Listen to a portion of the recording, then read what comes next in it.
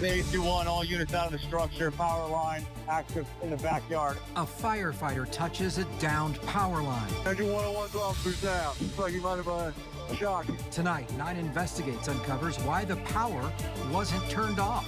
I find that response unacceptable. We need them to control power to this before we can put this fire out. And why this house was left to burn. The fire broke out during Hurricane Milton, complicating the desperate attempt to put it out. And Martha, OUC says that it is still investigating 4 months later, and there still has been not a full investigation for some reason into what happened at OFD. Not investigate. Shannon Butler has been digging into this and has more on why the department says their protocols and their procedures are in place already to address this. We've received at least 6 to 10 calls, 2 to 3 houses. One seems to be almost completely burned. Just after a fire engulfed this Orlando home, the daughter of the couple who lives here posted this GoFundMe trying to raise money for her parents to rebuild.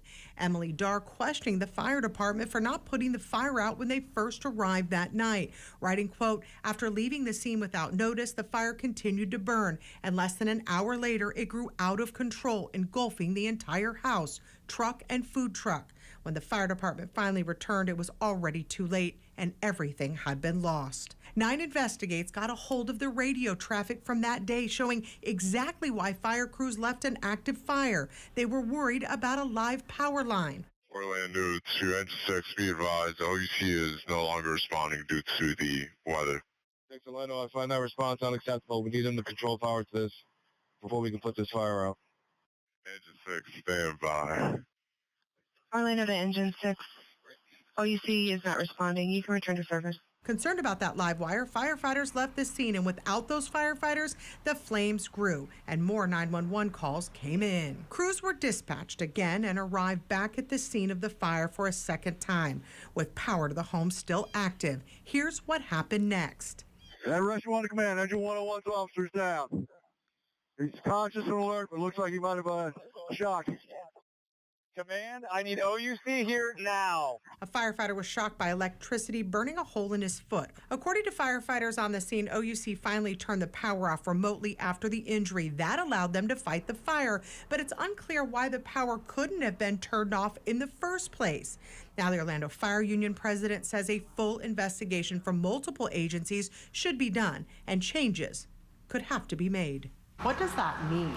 It's just unconscionable to me that we're not looking into this situation. In my 23 years here at the fire department, this is the closest that we've come to losing a member in the line of duty.